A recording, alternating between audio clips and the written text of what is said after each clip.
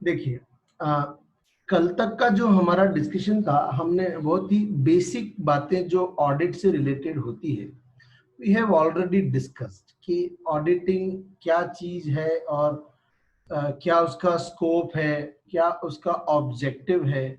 ये बातें हमने कर ली। अब आज थोड़ा सा हम उससे आगे बढ़ते हैं। तो जब हम आगे बढ़ने की बात कर रहे हैं, तो हमारे पास अगला टॉपिक जो हमको समझना है, अगली बात जो हमारे काम की है, वो है टाइप्स ऑफ ऑडिट। ठीक है, सो टाइप्स ऑफ ऑडिट हम लोग डिस्कस करते हैं आज। देखिए, बेसिकली टाइप जो है वो सिर्फ दो तरीके के हो सकते हैं। टू टाइप्स ऑफ ऑडिट जो है वो पॉसिबल है। फिर उस टू टाइप्स के अंदर कैटेगरी बन सकती है। ये जो टू टाइप्स है, एक उसमें है स्टैट्यूटरी और दूसरा है वॉलंटरी। स्टैट्यूटरी और वॉलंटरी में क्या अंतर है? स्टैट्यूटरी मतलब आपके पास एज अ कंपनी चॉइस नहीं है, आपको ये ऑडिट करवानी ही पड़ेगी। और वॉलंटरी में आपके पास चॉइस होती है, आपकी इच्छा हो तो इस ऑडिट को आप करवाइए, आपकी इच्छा नहीं हो तो आप नहीं करवाएंगे। नाउ, स्टैट्यूटरी ऑडिट कहां से कैरी ऑन होती है? कंपनीज एक्ट के अंदर स्टैट्यूटरी ऑडिट से रिलेटेड कुछ प्रोविजंस दिए हुए हैं। एंड बहुत सारे अलग अलग ऑर्गेनाइजेशंस के खुद के अपने लॉ हैं। जैसे बैंकों के अपने खुद के कानून हैं, ठीक है। इसके अलावा बैंक्स के अलावा इंश्योरेंस कंपनीज के अपने खुद के कानून हैं। इसके अलावा हम बात करें अगर, तो चिट फंड कंपनियों के अपने अलग कानून हैं।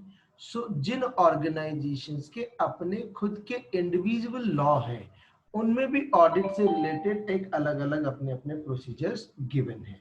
सो यहाँ पे ये बात समझना जरूरी है कि अगर आपका ऑर्गेनाइजेशन कंपनी है, तो ऑडिट की रिक्वायरमेंट आपके ऑर्गेनाइजेशन को as per the companies act follow करनी पड़ेगी। और अगर आपका ऑर्गेनाइजेशन कोई और दूसरी कैटेगरी में आता है, बैंक हो सकता है, इंश्योरेंस हो सकता है, एक mutual fund, chit fund company हो सकती है, अगर उन कैटेगरीज में आते हैं आप, तो आपकी ऑडिट की रिक्वायरमेंट उन पर्टिकुलर ऑर्गेनाइजेशंस के लिए बने हुए लॉ से कैरी ऑन होती है। अब यहां एक बात जानना जरूरी है कि कंपनीज एक्ट की बात सर हमको समझ में आ गई, ये अलग अलग लॉ के कुछ नाम दिए हैं, ये भी हमको समझ में आ गया। लेकिन अगर हमारा ऑर्गेनाइजेशन बैंक है और उसके साथ में कंपनी भी है, दोनों ही कैटेगरी में आता है, तो क्या होगा? तो फिर आपको दोनों ही लॉ फॉलो करने पड़ेंगे। कंपनीज एक्ट के हिसाब से भी आपको ऑडिट करानी पड़ेगी और बैंकिंग लॉ के हिसाब से भी आपको ऑडिट करानी पड़ेगी। जो बैंकिंग रेगुलेशन है वो 1949 में बना था, ये ध्यान रखिएगा। कंपनीज एक्ट मैंने आपको बताया था कल, 2013 में हमको ये लॉ मिला है। सो स्टैट्यूटरी ऑडिट का मतलब बड़ा सिंपल है, any audit which is conducted in accordance with the applicable law, उसको हम क्या बोलते हैं? स्टैट्यूटरी ऑडिट बोलते हैं।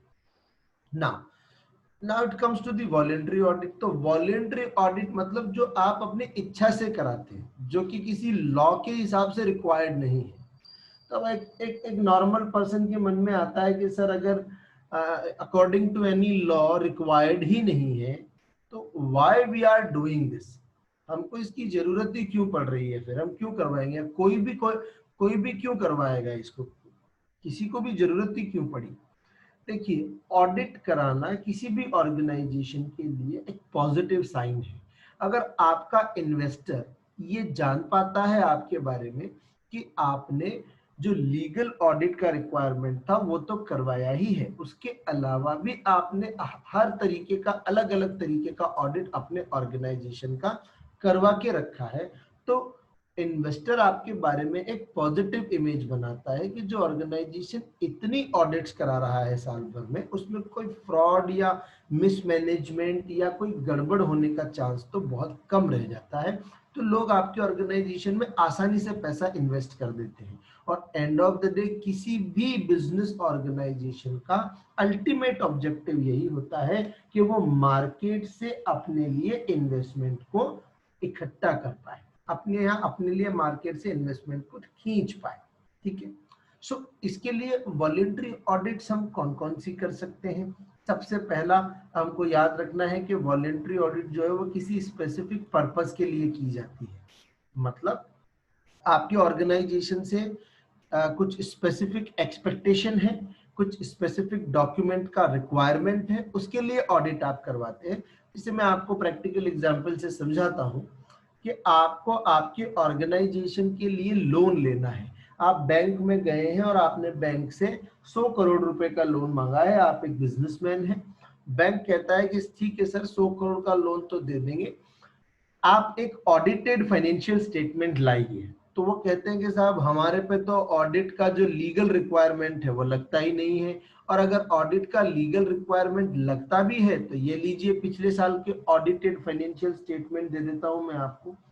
बैंक कहता है कि साहब जो पिछले साल के आपके ऑडिटेड फाइनेंशियल स्टेटमेंट हैं वो करीब 3-4 महीने पुराने हो गए हैं, हमको लेटेस्ट ऑडिटेड फाइनेंशियल स्टेटमेंट चाहिए, और आपका पूरा ऑडिट नहीं चाहिए, आपका प्रॉफिट एंड लॉस अकाउंट जो पिछले 4 महीने का है और आपका जो बैलेंस शीट पिछले 4 महीने में बना है, सिर्फ उसका एक ऑडिट रिव्यू हमको चाहिए। तो बैंक लोन देने के पहले अगर आपसे कोई ऑडिटेड फाइनेंशियल स्टेटमेंट मांग लेता है और उसके लिए अगर आप ऑडिट करवा के ला रहे हो तो ये आपके लिए फायदे का सौदा है, लोन मिल जाएगा आपको आसानी से। अगला ऑडिट होता है ऑपरेशनल ऑडिट। ऑपरेशनल ऑडिट का मतलब होता है day to day activities effectively हो रही है या नहीं हो रही, उसका ऑडिट इफेक्ट जो है क्या कहलाता है? ऑपरेशनल ऑडिट कहलाता है। जैसे मैं आपको बड़ा जनरल एग्जांपल दे सकता हूं इसके लिए कि आप रोजाना घर पे पढ़ रहे हैं या नहीं पढ़ रहे, इसका रिव्यू अगर मान लो मैं मम्मी पापा से लेने लग जाऊं कि ये कितना टाइम पढ़ते हैं या पढ़ते भी हैं कि नहीं पढ़ते हैं, इसका रिव्यू अगर मैं लेने लग जाऊं तो इसको मैं क्या बोलूंगा? Operational audit. और यही काम जब बिजनेस ऑर्गेनाइजेशंस में होता है तो एक परमानेंट एम्प्लॉय रखा जाता है जो कि चार्टर्ड अकाउंटेंट होता है नॉर्मली, उसको हम एक ऑपरेशनल ऑडिटर के तौर पे परमानेंटली अपॉइंट करके रखते हैं। उसका दिन भर काम ही यही है, वो ये ऑब्जर्व करता है कि हर डिपार्टमेंट के लोग अपने उनको अलॉटेड काम को इफेक्टिवली कर रहे हैं या नहीं कर रहे। So I hope operational audit का मतलब आपको क्लियर है कि ऑर्गेनाइजेशन की day to day daily activities को रेगुलरली क्रॉस वेरीफाई करने का काम इनका होता है। ठीक है, उसके बाद अगला होता है फ्रॉड डिटेक्शन। सो फ्रॉड डिटेक्शन की अगर हम बात करें तो मैंने कल ही आपको बताया, फ्रॉड को डिटेक्ट करना ऑडिटर का प्राइमरी ऑब्जेक्टिव नहीं होता है, ये अब हम जानते हैं। लेकिन एक ऑर्गेनाइजेशन के मैनेजमेंट को ऐसा लगता है कि यार हमारे यहाँ पे कुछ तो फाइनेंशियल गड़बड़ है जो कि होती रहती है, और हमारा जो रेगुलर ऑडिटर है उसको वो फ्रॉड पकड़ में नहीं आ रहा। तो हम एक ऑडिटर को सिर्फ इसीलिए अपॉइंट करके लाए, हमने उनको एक ऐसा ऑब्जेक्टिव स्टैब्लिश करके दिया। याद करो मैंने कल आपको बताया था कि ऑडिट का स्कोप किस बात पे तय करता है कि आपने एज अ ऑर्गेनाइजेशन उनको क्या रिस्पॉन्सिबिलिटी दी है। अगर आप उनको कॉस्ट रिकॉर्ड चेक करने का बोलते हो तो वो सिर्फ कॉस्ट रिकॉर्ड चेक करेंगे, अगर आप उनको फाइनेंशियल रिकॉर्ड के लिए बोलते हो तो वो फाइनेंशियल रिकॉर्ड चेक करेंगे। इसी तरीके से हम फ्रॉड डिटेक्शन ऑडिट में ऑडिटर को अपॉइंट ही इसलिए कर रहे हैं ताकि वो हमारे यहाँ हो रहे फ्रॉड को ढूंढ के बताए। सो जब आपने ऑडिटर को इसी ऑब्जेक्टिव से अपॉइंट किया है तो उसका प्राइमरी ऑब्जेक्टिव फ्रॉड डिटेक्शन बन जाता है फ्रॉड डिटेक्शन ऑडिट के केस में। ठीक है, कई बार गवर्नमेंट आपकी ऑर्गेनाइजेशन की ऑडिट करवा सकती है। आपका ऑर्गेनाइजेशन जो है सरकार से कुछ ग्रांट्स लेता है, कुछ कैटेगरी में पैसा लेता है सरकार से आपका ऑर्गेनाइजेशन, तो गवर्नमेंट आपके ऑर्गेनाइजेशन को चेक करवा सकती है कि आप उस पैसे का प्रॉपर यूज कर रहे हो या नहीं कर रहे, जिस पर्पज से लिया था उस पर्पज से आपने उसे यूज किया है या नहीं किया। इसके लिए भी आपके यहाँ ऑडिटर का appointment by the government possible है। ठीक है ना, इससे अगर हम आगे बढ़े, सो certain advantages of financial statement आप कह लो, उनका ऑडिट जो हम कराते हैं उनके कुछ सर्टेन एडवांटेजेस हम पढ़ लेते हैं। तो एडवांटेजेस मैंने इधर थोड़े से रखे हुए हैं आपके लिए, देखिए आप एडवांटेजेस ऑफ ऑडिटिंग में हम दो कैटेगरी में इसकी बात कर सकते हैं। Category 1, detection of error and fraud. Business point of view से क्या फायदा हो सकता है, एरर और फ्रॉड जो है उसके बारे में पता लग जाता है बिजनेसमैन को कि यार मेरे ऑर्गेनाइजेशन में पर्टिकुलर डिपार्टमेंट में गड़बड़ चल रहा था। लोन फ्रॉम द बैंक मिल जाता है, अभी अभी डिस्कस किया हमने। आपके इन्वेस्टमेंट का प्रॉपर वैल्यूएशन हो जाता है। अरे आपने तो अपनी बैलेंस शीट में अपनी एसेट की वैल्यू 10 करोड़ रुपए दिखा रही थी, लेकिन ऑडिटर इस बात को इवैल्यूएट करके बताएगा कि आप जिस एसेट को 10 करोड़ का बता रहे हो वो एक्चुअली में कितने की है। ऑडिटर ने इवैल्यूएट किया और पता लगा वो तो 5 करोड़ की है, तो आपकी बैलेंस शीट में उसकी वैल्यू 5 करोड़ कर लेंगे। लेकिन ऑडिटर कहता है कि साहब ये तो 12-13 करोड़ का है, तो आपकी वैल्यू इंक्रीज हो जाएगी। सो आपका इन्वेस्टमेंट प्रॉपर वैल्यू पे बैलेंस शीट में दिखने लग जाएगा due to audit. Then proper valuation of the assets है। So proper valuation of the assets की अगर हम बात करें, सेम एग्जांपल हमारा एप्लीकेबल हो जाएगा। बिल्डिंग का वैल्यू था, आपको गलत पता था, ऑडिटर वैल्यू करके आपको सही वैल्यू बता देगा। देन गवर्नमेंट एक्सेप्टेंस, जो अभी हमने बात की, गवर्नमेंट ग्रांट आपको जो मिलती है, अगर आप ऑडिट कराते रहेंगे तो गवर्नमेंट आपको कोई भी फायदा अगर पहुंचा सकती है तो वो समय पे मिलता रहेगा। गवर्नमेंट आपके ऑर्गेनाइजेशन के बिजनेस पे शक भी नहीं करेगी। इनकम टैक्स के छापों से भी आप बच सकते हो। सजेशंस फॉर द इम्प्रूवमेंट, देखो ऑडिटर जो होता है ना वो फाइनेंशियल एक्सपर्ट होता है, उसको बहुत अच्छा फाइनेंशियल एनालिसिस का नॉलेज होता है। वो आपके ऑर्गेनाइजेशन में जब आएगा तो आपको और क्या इम्प्रूवमेंट फाइनेंशियल पार्ट पे करना है उसके सजेशंस दे सकता है। नए नए सोर्सेज ऑफ फाइनेंस आपको बता सकता है कि आपको पैसा मार्केट में कहां से लाना चाहिए। देन आपकी रेपुटेशन बेहतर हो जाएगी। मैंने आपको बता दिया था ये कि अगर आप रेगुलर बेसिस पे ऑडिट करवाते रहते हो तो आपके ऑर्गेनाइजेशन की वर्थ अच्छी बनी रहती है। कंफर्मिटी इन दी अकाउंट्स, आपके जो अकाउंट्स है वो हमेशा यूनिफॉर्म बने रहेंगे। यूनिफॉर्म बने का रहने का मतलब क्या है, कोई गड़बड़ नहीं रहेगी उसमें, कोई रिकंसिलिएशन आपको नहीं करना पड़ेगा, कोई कमी नहीं रहेगी, कोई गड़बड़ नहीं रह जाएगी। इससे क्या होता है कि गवर्नमेंट या अलग अलग ऑर्गेनाइजेशंस जो मार्केट को रेगुलेट करते हैं, जिनमें रिजर्व बैंक ऑफ इंडिया आता है, जिनमें आपका securities exchange board of India आता है, जिसमें आपका मिनिस्ट्री ऑफ कॉर्पोरेट अफेयर्स आता है, अगर आपके अकाउंट्स एंड फाइनेंशियल स्टेटमेंट एक सिस्टम से अगर बने रहेंगे तो आपका जो पूरा का पूरा पेनल्टी वाला एस्पेक्ट है वो खत्म हो सकता है कि इन्होंने सब कुछ प्रॉपरली मेंटेन किया है, ऑडिटर ने अप्रूव किया है, पेनल्टी लगने से बच जाओगे आप। ये फायदे बिजनेसमैन के लिए थे, ठीक है।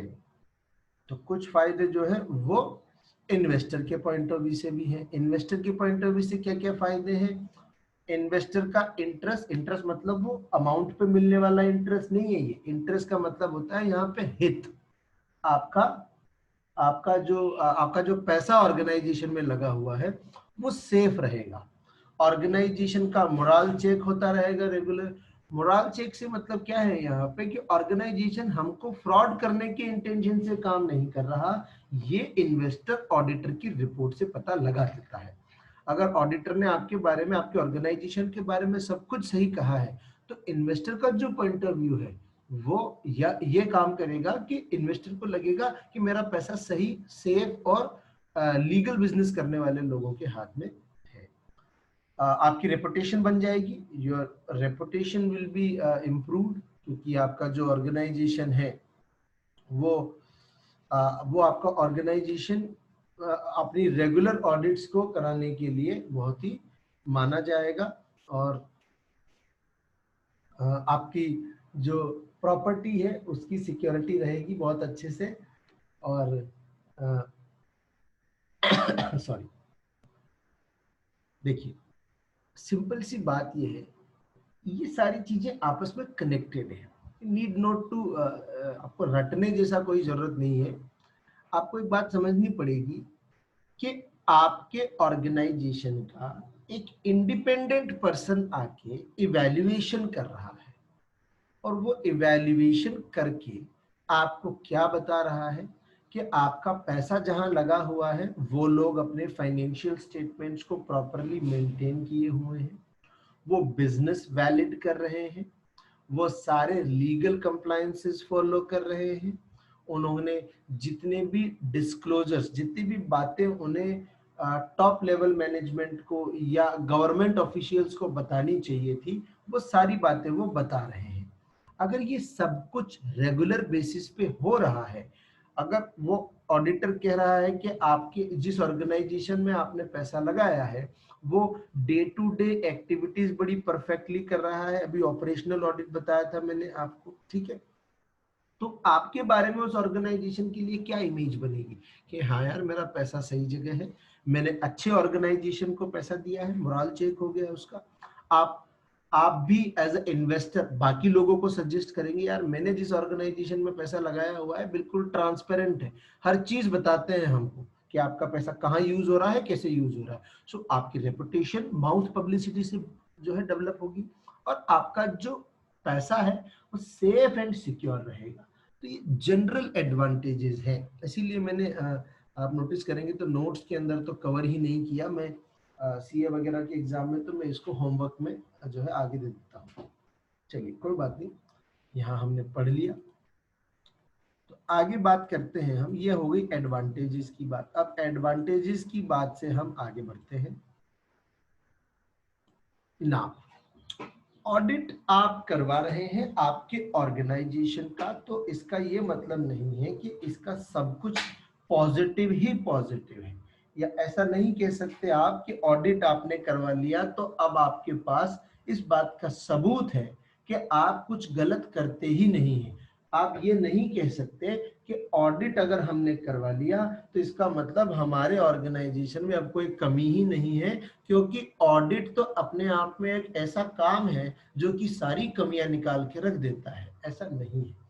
ऑडिट की खुद की अपनी भी कुछ लिमिटेशंस है, ऑडिटर से भी कुछ अपनी गलतियां हो जाती हैं, ऑडिटर भी मिस्टेक कर सकता है क्योंकि एक इंसान है, और दूसरा ऑडिट का नेचर इटसेल्फ ऐसा है कि उसमें मिस्टेक होने के चांसेस होते हैं। देखिए कैसे, इसको आगे समझने के पहले हम एक टर्म हमको समझना पड़ेगा जिसको हम SA, this is called standards on auditing. क्या बोलते हैं हम इनको? This is called standards on auditing. So standards on auditing का मतलब क्या होता है? जैसे अकाउंटिंग के लिए अकाउंटिंग स्टैंडर्ड है, आप लोगों ने सुना होगा कि अकाउंटिंग जब हम करते हैं तो हमको अकाउंटिंग स्टैंडर्ड्स फॉलो करने पड़ते हैं। उसी तरीके से जब हम ऑडिट करते हैं तो हमें स्टैंडर्ड्स ऑन ऑडिटिंग फॉलो करने पड़ते हैं। स्टैंडर्ड्स ऑन ऑडिटिंग को institute of chartered accountant of India बनाता है। कौन बनाता है इनको? Institute of chartered accountant of India, ICAI जो है वो इन स्टैंडर्ड्स को बनाता है। क्यों बनाता है? ताकि प्रॉपर मैनर में ऑडिट की एक्टिविटीज को कंडक्ट किया जा सके। अब स्टैंडर्ड्स ऑन ऑडिटिंग 200, ये एक नंबर है, याद रखिएगा, कोई लॉजिक नहीं है। इंस्टीट्यूट ने बहुत सारे स्टैंडर्ड बनाए हैं, उसमें से स्टैंडर्ड्स ऑन ऑडिटिंग 200 जो है वो हमको किस बारे में बताता है? वो कहता है कि overall objective of the independent auditor and conduct of audit in accordance with the standards on auditing provides the following limitations of audit। अब ये बड़ा ही theoretical language जैसा है, आप इसको इस तरीके से समझिए कि स्टैंडर्ड्स ऑन ऑडिटिंग 200 ये कहता है कि ऑडिट का जो काम है उसके दौरान उसमें कुछ कमियां हो सकती है, और उस कमियों की वजह से ही ऑडिटर सिर्फ ओपिनियन देता है। याद रखना, ये लिमिटेशंस ही वो रीजन है जिसकी वजह से ऑडिटर सिर्फ हमें क्या देता है? ऑडिटर सिर्फ हमें ओपिनियन देता है, क्योंकि ऑडिटर अगर ये कमियां नहीं होती तो वो फैक्ट भी स्टैब्लिश कर सकता है, लेकिन यहाँ पे फैक्ट स्टैब्लिश नहीं किए जाते, ओपिनियन दी जाती है। और ओपिनियन देने के पीछे बेसिक लॉजिक यही है, क्योंकि इंस्टीट्यूट को खुद को ये लगता है, ऑडिटर्स को खुद को ये लगता है कि हमने बड़ी पूरी मेहनत की है, लेकिन फिर भी हमसे कुछ ना कुछ तो कमी रह ही सकती है जब हम ऑडिट कर रहे होते हैं। वो कमियां किन वजह से हो सकती है?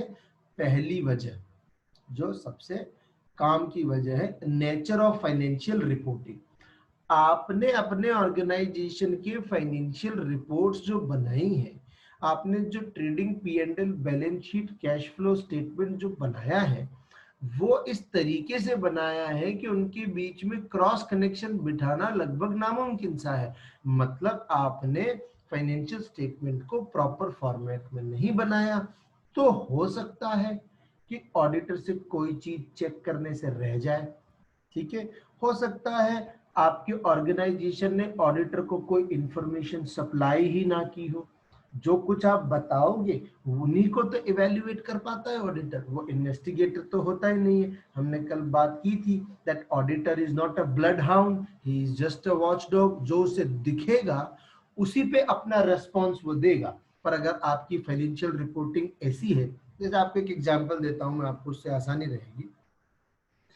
आपका बिजनेस ऑर्गेनाइजेशन में से फॉर एग्जांपल 50 लोग काम करते हैं, मतलब कोई बहुत बड़ा ऑर्गेनाइजेशन नहीं है, सिर्फ 50 एम्प्लॉइज हैं, जिसमें बॉस वगैरह सब मालिक सब मिला के टोटल 50 लोग ऑफिस आते हैं। एक छोटी सी जगह पे आपने अपना ऑफिस चला रखा है। अब आपकी ऑर्गेनाइजेशन में ऐसा सिस्टम बन गया है कि जो दिन में से 3 बार दिन में चाय आती है। चाय एक ऐसा खर्चा है जिसको लोग सीरियसली नहीं लेते। ठीक है, अब मैं आपको बताता हूँ चाय का खर्चा किस तरीके से आतंक मचा सकता है एक ऑर्गेनाइजेशन में।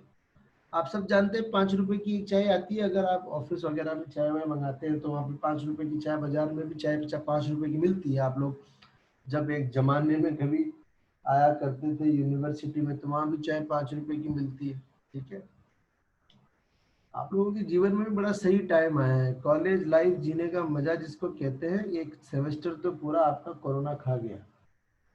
ना 5 रुपए की चाय 50 लोग दिन में 3 बार, तो 50 मल्टीप्लाई बाई 15 कितना होता है? 50 लोग हैं, एक जना 15 रुपए की चाय रोज पी रहा है, 3 चाय आ रही है, 750 रुपए, 750 rupees per day. Round figure करके अपन इसको 1000 रुपए मान लेते हैं कि रोज का 1000 रुपए का खर्चा है। महीने का कितना हुआ? 25,000 रुपए। अगर 25 दिन भी ऑफिस चलता है तो साल का कितना हुआ? अंदाजा लगा के देखो आप, करीब करीब 3 लाख रुपए के आसपास खर्चा होगा। किसका? सिर्फ चाय का। अब अगर ये चाय का खर्चा रिकॉर्ड में ही नहीं लिया गया तो ऑडिटर इस 3 लाख रुपए के खर्चे को रिपोर्ट ही नहीं कर पाएगा। उसको पता ही नहीं लगेगा कि इस ऑर्गेनाइजेशन में लोग साल भर में 3 लाख रुपए की चाय पी जाते हैं। लोगों को क्या लगता है यार, रोज का क्या लग रहा है, 50 लोगों के बीच में 750 रुपए खर्च हो रहे हैं, कोई बड़ा कॉस्ट नहीं है, इसको क्या लिखेगा, कौन लिखेगा, अकाउंटेंट की नजर ही नहीं जाती। But that expenditure is actually, अगर छोटा ऑर्गेनाइजेशन है, 3 लाख रुपए सिर्फ चाय पे खर्च होना is not a small amount, it's a big amount. इसको रिपोर्ट किया जाना जरूरी है। कोई भी समझदार चपरासी अगर होगा तो वो इस 3 लाख रुपए की चाय के खर्चे में साल भर में 1 लाख रुपए बचा लेगा। आप अंदाजा लगा लो, उसने एग्रीमेंट कर लिया जहां चाय की दुकान से चाय लाता है उसको कि देख भैया रोज तेरे से 750 रुपए का माल लेके जाऊं, 1000 रुपए की चीज तेरे से रोजाना मैं लेके जाऊंगा, लेकिन तो बाकी लोगों को 5 रुपए की चाय देता है तो मेरे को जो है चाय जो है वो मैं तेरे को 3 रुपए दूंगा, 3.5 रुपए पर कप दूंगा, 4 रुपए ज्यादा से ज्यादा ले लेना। 1 रुपया भी बचाता है अगर वो, तो आप अंदाजा लगाइए कि वो रोजाना के कितने रुपए बचा रहा है और वो साल भर के अंदर एक अच्छा खासा अमाउंट बचा लेगा। सो 5 रुपए में 1 रुपया 20% होता है, तो 3 लाख का 20% आप निकालिए, 60,000 रुपए का गबन एक चपरासी कर सकता है बिना किसी को पता लगे। This is a big amount in a small organisation. और ये एक टेंडेंसी को डेवलप कर रहा है, चोरी करने वाली। तो ऑर्गेनाइजेशन में फिर हर काम में ये कमीशनिंग स्टार्ट हो सकती है। तो ऑडिटर के सामने अगर ये बात नहीं रखी जाएगी तो ये ऑर्गेनाइजेशन की फाइनेंशियल रिपोर्टिंग के नेचर की वजह से कमी रहेगी। इसमें ऑडिटर की मिस्टेक नहीं है। This is called inherent limitation of audit. इसको हम जो है IR बोलते हैं।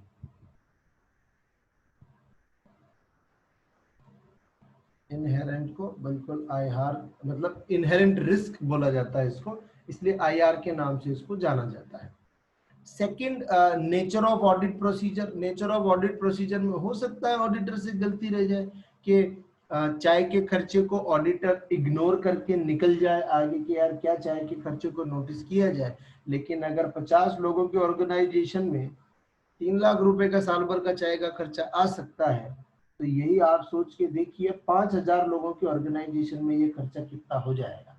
ये 5000 लोगों की ऑर्गेनाइजेशन में खर्चा 2 जीरो लगा लीजिए, 3 लाख में 3 करोड़ रुपए का खर्चा जो है ये चाय चाय पे सिर्फ हो सकता है। It's a big amount. So आपकी ऑडिट प्रोसीजर में हो सकता है कमी रह जाए कि आपका जो ऑडिट करने का पैटर्न है, आपका जो ऑब्जेक्टिव है ड्यूरिंग दी ऑडिट, आपकी नजर जो है, अरे हमने कल वो फूफाजी और जीजाजी वाला एग्जांपल लिया था ना, तो फूफाजी और जीजाजी की नजर एक्चुअली मीठे पे ही रही। वो गुलाब जामुन, काजू कतली और रसगुल्ले और इनके पंडाल में ही घूमते रहे। उनका तो ध्यान ही नहीं गया कि असली गड़बड़ तो पानी पतासे के काउंटर पे हो रही है, असली हमला तो वहां होता है, सबसे ज्यादा क्राउड तो उधर ही होता है ना। तो उनका ध्यान ही नहीं गया। अल्टीमेटली आपने जो ऑडिट प्रोसीजर डिजाइन किया था भाई, अब शादी खत्म होने के बाद घर पे मीटिंग जुड़ रही है और उसमें आप जीजाजी और फूफा जी से शिकायत कर रहे हो कि यार आपके भरोसे हमने सारा मैनेजमेंट छोड़ा था, आपने ध्यान ही नहीं दिया, वो पानीपता से तो 2 घंटे में ही खत्म हो गए। बाराती जब आए तो बारातियों को तो पानीपता से मिले ही नहीं, बहुत नाराज थे वो। तो अब फूफा जी और जीजाजी क्या कहेंगे कि यार ठीक है, आपने हम पे जिम्मेदारी छोड़ी थी, लेकिन इसका ये मतलब थोड़ी था कि हम यहाँ पे सुपरवाइजर बन के ही आए थे, हम भी शादी एंजॉय करने आए थे, तो हम भी शादी में ध्यान दे रहे थे, हमको जितना नोटिस करना था उतना हमने कर लिया। कहने का मतलब ये है कि ऑडिटर जो होता है, इस बात को बड़ा ध्यान से समझिएगा, मजाक में एग्जांपल तो आपने देख ही लिया, लेकिन एक बात बहुत ध्यान से समझिएगा कि जो ऑडिटर होता है, ऑडिटर का काम सिर्फ इतना होता है कि वो फाइनेंशियल स्टेटमेंट पर रीजनेबल अश्योरेंस दे पाए। जीजाजी और फूफा जी शादी के मैनेजमेंट पर सिर्फ रीजनेबल अश्योरेंस दे सकते हैं। याद रखना, मैं इंश्योरेंस नहीं बोल रहा, मैं अश्योरेंस बोल रहा हूं। तो रीजनेबल अश्योरेंस का मतलब क्या होता है कि हम आपके शादी के दौरान पूरी कोशिश करेंगे कि कुछ गड़बड़ ना हो, लेकिन हम गारंटी नहीं देते कि गड़बड़ नहीं होगी। तो ऑडिटर भी बिल्कुल वैसे ही होता है कि ड्यूरिंग दी ऑडिट हम पूरी कोशिश करेंगे कि कोई गड़बड़ हो तो पता लग जाए और हम कोई गलत काम आपके ऑर्गेनाइजेशन में कंटिन्यू नहीं होने देंगे। लेकिन हो सकता है यार, हम गारंटी नहीं दे सकते, हो सकता है हमसे कोई कमी रह जाए। तो ये बात ध्यान रखिएगा आप कि नेचर ऑफ ऑडिट की वजह से भी ड्यूरिंग दी ऑडिट ऑडिटर से कुछ कमियां रह सकती है। देन ये एक सबसे बड़ा प्रैक्टिकल प्रॉब्लम है जब हम ऑडिट करते हैं और कमियां रहने के पीछे। दो बातों से मैं आपको timeliness of the financial report as a reason behind the inherent risk कि ऑडिट में कमियां क्यों रह जाती है, उसके पीछे मैं आपको टाइमलीनेस का एक रीजन, जो 2 वजह मैं आपको बताऊं। एक तो कंपनियां कहती है हमको जल्दी से जल्दी रिपोर्ट चाहिए, तो ऑडिट रिपोर्ट की जल्दबाजी में कई बार कई जरूरी ट्रांजैक्शन ऑडिटर इवैल्यूएट करना चूक जाता है, इसकी वजह से ऑडिट में कमी आ जाती है। और दूसरी प्रॉब्लम ये होती है, बेचारा ऑडिटर कंपनियों से फाइनेंशियल स्टेटमेंट और उनसे रिलेटेड डॉक्यूमेंट्स मांग मांग के थक जाता है, लेकिन वो देता ही नहीं है, डिले करता है चीजों में। जब चीजों में डिले होता है, इस वजह से ऑडिट रिपोर्ट में, क्योंकि फिर ऑडिटर इंतजार नहीं कर सकता, वो आपके ऑफिस आ गया, वो बैठा है और आपसे से मार्च के महीने की आपसे वो कैश बुक मांग रहा है और आप अभी कैश बुक में एंट्रियां ही कर रहे हो, तो फिर वो फरवरी तक की कैश बुक चेक करके ही अपनी रिपोर्ट बना के देके चला जाएगा, वो मार्च की चेक ही नहीं करेगा। हो सकता है मार्च की जो आपकी कैश बुक है उसके अंदर कुछ ना कुछ कमी रह जाए। Then balance between benefit and cost, ये एक हिंदुस्तान जैसे देशों में बहुत बड़ी प्रॉब्लम है। बिजनेसमैन को एक एक गलत फहमी है, हम अगर इंडिया की बात करें, कि ऑडिट एक ऐसा काम है जो एक बहुत बड़े ऑर्गेनाइजेशन के लिए ही बना हुआ है। ऑडिट छोटे ऑर्गेनाइजेशंस के लिए तो बना ही नहीं है। ये इंडिया में एक नॉर्मल थिंकिंग है कि एक छोटी दुकान वाला या एक छोटा बिजनेसमैन या एक पार्टनरशिप फर्म तो ऑडिट करवाते ही नहीं है, तो बड़े ऑर्गेनाइजेशन, रिलायंस, टाटा, इनके बड़े लोगों के काम है, अमीर लोगों के चोचले हैं। ऐसी बातें यहाँ पे इंडिया में बहुत होती है। लेकिन मैं आपको एक बहुत मोटा मोटा छोटा सा एग्जांपल अगर मैं दूं तो आपको समझ में आएगा कि अगर एक सिंपल किराने की दुकान वाला भी अपनी ऑडिट करवाए तो उसको इसका एडवांटेज मिल सकता है। कैसे? एक छोटी दुकानदार, आपने देखा होगा कि स्टॉक करके रखते हैं, महीने का सामान इकट्ठा लाते हैं। अब अगर एक छोटी किराने की दुकान पे भी आप देखोगे तो एट ए टाइम आपको 5 से 10 लाख रुपए का माल उसकी दुकान में स्टॉक में मिलेगा। दाल, किराने का जो साबुन वाबुन, ये सब लाके वो रखता है स्टॉक में एक महीने का। अब अगर आप उसके स्टॉक को सजेस्ट करके एक महीने की जगह एक हफ्ते का करवा दें तो जो 10 लाख रुपए हैं, ये 10 लाख रुपए का इन्वेस्टमेंट 2.5 लाख रुपए में कन्वर्ट हो जाएगा, एक चौथाई हो जाएगा, 1/4 हो जाएगा। 1/4 उसके अकाउंट में और 7,50,000 उसके पास हमेशा अवेलेबल होंगे, जिसपे कि वो अगर सिर्फ एफडी भी करवा के रखेगा तो उसको 7% का इंटरेस्ट मिल रहा है। सो वो जब पूरे 10 लाख का माल अपने बिजनेस में लाके रख रहा है तो वो 7% पर डे के हिसाब से उस पे कमाई खो रहा है। वो 7.5 लाख रुपए पे करीब 7 से 10% का इंटरेस्ट गंवा रहा है। ये एक छोटे बिजनेसमैन के दिमाग में नहीं आती है बात। ऑडिट अगर वो करवाएगा, फाइनेंशियल एक्सपर्ट्स के साथ अगर वो बैठेगा तो वो उसको इस बात का सजेशन देंगे कि आप वीकली अरेंजमेंट कर लो, हर वीक आप अपने प्रोडक्ट की डिलीवरी ले लो, प्रोडक्ट भी फ्रेश रहेगा, आपका पैसा भी रेवेन्यू जनरेट करता रहेगा, माल गोदाम में खराब भी नहीं होगा। बहुत सारे एडवांटेज है, एक्स्ट्रा पैसा स्टॉक में फंसा हुआ है, इस बात का टेंशन भी आपको नहीं रहेगा ना।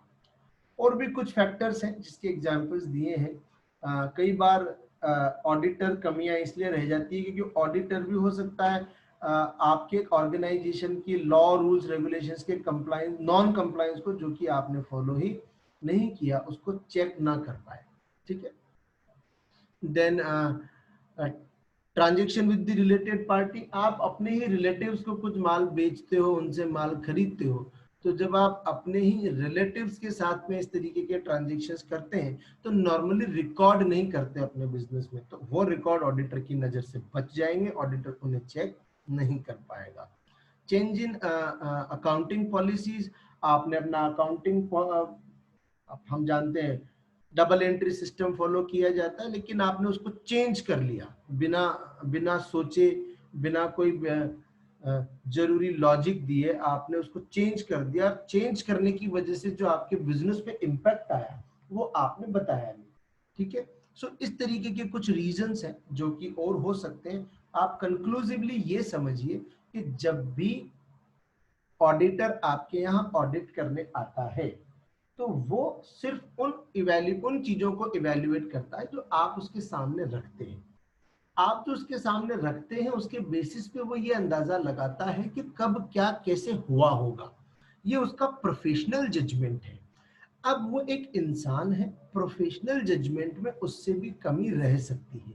वो कमी का कारण आपके फाइनेंशियल स्टेटमेंट का नेचर हो सकता है, उसके ऑडिट करने के तरीके में कोई कमी हो सकती है, हो सकता है कि आप उससे जल्दबाजी लगा रहे हो या आपने उसको जरूरी डॉक्यूमेंट ही ना दिए हो सकता है कि ऑर्गेनाइजेशन ने भी उसको कम पैसा दिया हो, कम टाइम दिया हो कि आप कम पैसे और कम टाइम में जल्दी से रिपोर्ट देके चले जाओ, तो वो फिर कुछ चीजें चेक करने से रह जाती है। हो सकता है आपने कोई ट्रांजेक्शन, चाहे रिलेटेड पार्टी का हो चाहे और कोई रीजन हो, आप रिकॉर्ड करना ही भूल गए, आपने लिखा ही नहीं। तो अगर आपने रिकॉर्ड ही नहीं किया तो फिर वो ट्रांजेक्शन भी ऑडिटर इवैल्यूएट नहीं कर पाएगा। ठीक है। तो आज हम जो है यहाँ तक ही बात करते हैं, फिर हम क्वालिटी कंट्रोल एंगेजमेंट स्टैंडर्ड जो है अगर अपने सिलेबस का पार्ट होगा तो अपन डिस्कस करेंगे। तब तक के लिए मैं अभी आप लोगों को थोड़ा सा टाइम दे देता हूँ। आप अपने आप को अनम्यूट कर सकते हैं। कोई डाउट अगर आपको है तो आप मेरे से पूछ सकते हैं। You have right to unmute yourself, और आप डाउट अगर आपको है तो आप पूछिए मेरे से। Hello sir, good morning. हाँ, गुड मॉर्निंग। सर मैं ये पूछ रहा था, आपने अदर फैक्टर में जो एग्जांपल दिया था कि छोटे शॉपकीपर से वो अपनी शॉप की ऑडिटिंग नहीं करवाते हैं, हाँ, वो सोचते हैं कि तो हमारे लिए सर फायदे का अधिकतर, समय नहीं है। बिल्कुल सर, बट वो अधिकतर जो फाइनेंशियली आईटीआर से भी तो बचने के लिए ऑडिटिंग नहीं करवाते हैं। ये गलत फहमी है। देखो, ऑडिट कराने का मतलब ये नहीं है कि इनकम टैक्स वाले आप पे हमला कर देंगे। इनकम टैक्स डिपार्टमेंट एक अलग दुनिया है। ऑडिट इसलिए भी करानी चाहिए, हाँ नो डाउट, ऑडिटर आपको ये सजेशन देगा कि यार तुम इनकम टैक्स का रिटर्न नहीं भरते हो, भरो, रिटर्न भरा करो। लेकिन ऐसा नहीं है कि वो आपकी शिकायत इनकम टैक्स डिपार्टमेंट में करेगा। वो एक इंडिपेंडेंट पर्सन है, उसको इनकम टैक्स डिपार्टमेंट से कोई लेना देना नहीं है। ठीक है, वो सजेशन दे सकता है, करना नहीं करना आपके। ओके सर, यही डाउट था सर। ठीक है, एनीवन एल्स?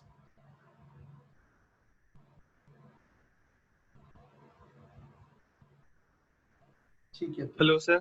हाँ, सर लिमिटेशन ऑफ ऑडिट है ना, उसमें 4 पॉइंट था डिफरेंस बिटवीन कॉस्ट। सर उसको रिपीट कर दो सर। Cost benefit. वसीम, तुमको ऐसा लगता है यस कि सर। तुम्हारे ऑर्गेनाइजेशन का ऑडिट अगर तुम करवाओगे तो क्यों तुमको लगता है उसका फायदा तो मिलेगा 10 लाख का और खर्चा आएगा 12 लाख का, तो करवाओगे क्या ऑडिट?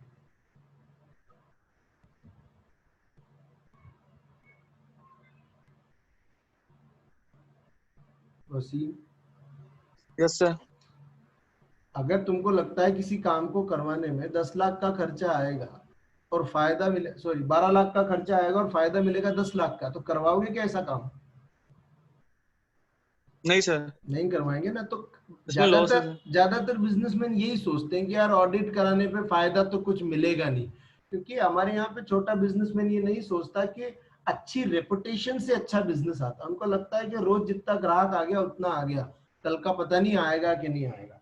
और जो लोग समझदार होते हैं वो करवाते हैं फिर ये ऑडिट। पर जो लोग ऐसा सोचते हैं कि ऐसे ऑडिट कराने से कोई फायदा नहीं है, बेकार खर्चा आएगा, वो लोग नहीं करवाते। ये एक लिमिटेशन है। इसकी वजह से जो है वो ऑडिटर इस तरीके का ढूंढ के लाते हैं जो 2000-2000 रुपए में उनकी ऑडिट करके चला जाए कि यार भैया 1000-2000 ले लेना, हमको तो वैसे ऑडिट का कोई फायदा होता नहीं है, पर फिर भी हम तो करवा रहे हैं। वो मतलब ऐसा ऐसा जताते हैं जिसे ऑडिटर पे एहसान कर रहे हैं। तो ऑडिटर भी फिर ज्यादा सीरियसली उनके यहाँ ऑडिट नहीं कर पाता है, इसलिए ऑडिट में कमी रह जाती है। Anyone okay else? Sir, thank you sir.